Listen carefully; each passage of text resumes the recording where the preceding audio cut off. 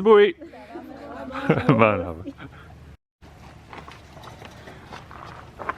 See, here we're planting the tissue cultured plants in the jiffy pots.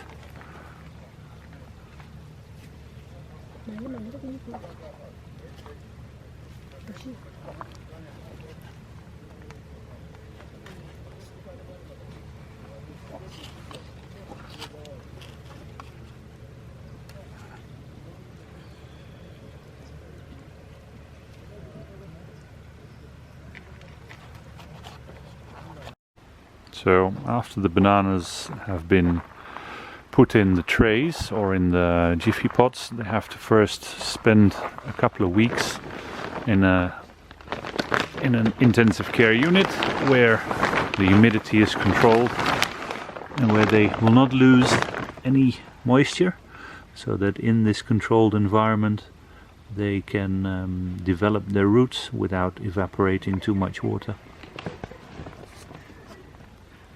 And after a few weeks in this tent, the tent is opened for a few hours every day, so that slowly they can acclimatize and get used to the outside air and start using their roots to bring up the water and stay alive. And so when they've been released from the tent, they still have to spend some time in the shade house or in the greenhouse, where the sprinklers can give misting, and we can keep the environment as controlled as possible, so that slowly these plants get used to the outside air.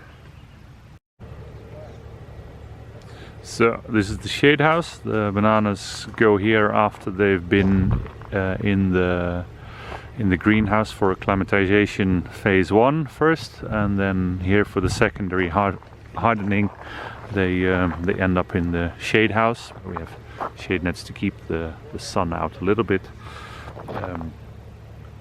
Here they stay another month, sometimes 2, depending a bit on the speed of the acclimatization.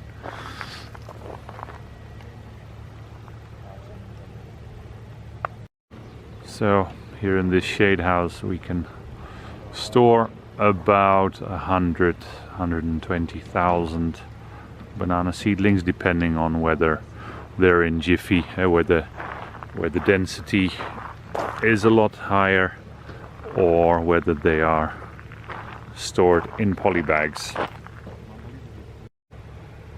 So here you'll see the bananas in a jiffy pot, which is a tiny pot made of paper and filled with coconut fiber. We find it's very easy for transporting the banana seedlings over a long distance. You can put quite a few in a box, which makes transporting a lot more economical than using a poly pot. You can imagine that these fellas are a lot heavier to transport, and they also can take a lot more space. Okay, so these bananas were they're now from the shade house. They've been hardened, and now it's time to take them to the field. So this field has been planted yesterday. They're in the ground, ready to start growing. I'll show them to you in close up. Look at that. These are all ready to start growing. So first we've given them water to get started with. They seem tiny. They're a lot smaller than the traditional way of planting bananas, where people are using suckers. However, this is giving a great result. The soil is mixed with chicken manure. So after the plants start growing a bit, we'll add more of this soil to make sure we keep feeding those bananas, because bananas are very hungry things. They like a lot of water, they like a lot of manure, and this wonderful organic manure is great for getting them started. So initially we water them with a hose pipe to make sure they all get enough water and get the root zone saturated, after which we can use the sprinkler system to to irrigate the whole field. So here you see, a few months later, these bananas have all grown up, completely grown up, but they're definitely on their way. You see the sprinkler system that is in place. It's now a lot easier to irrigate the field because the sprinklers are there. We've chosen for micro sprinklers rather than drip to create a better climate underneath the banana trees. Now look here, after about 9 months after planting, the first flower is appearing. There he comes. You see, hand by hand, these bananas are flowering. So we've got 1, 2, 3, 4, 5, 6 already flowered, and in here there is still quite a few to come.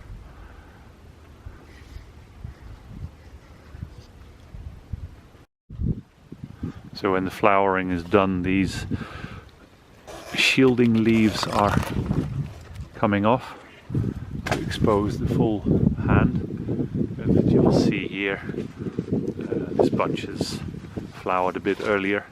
So here you see the hands all opening up on the flower. Of course, these are still small, so they're filling out later once the flowering is really done. So in order to stop the plant from falling over, we place a bamboo stick to support it when the bunch gets heavy. Sometimes the wind gets a bit strong, so we need to support the plant to stay upright, to not lose any bunches. Look at that, bunch after bunch. In the first round, sometimes the bunches are not all of the same size, but as you get into your second round, the bunches will become more uniform. So when the flowering is nearly done, or when it is done and you don't expect any more bananas to come, you remove the male part of the flower, as they call it. There is more flower initiations in here, but they will not come to become a full banana. So then it's best to remove, to not lose any energy on that. So these are all mature banana plants, waiting for flowering here.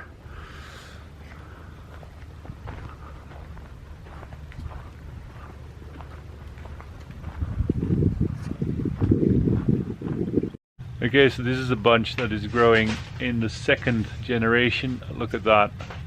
So these will go at least 45 kilos, and they'll fetch a nice price in the market. They're very much sought after.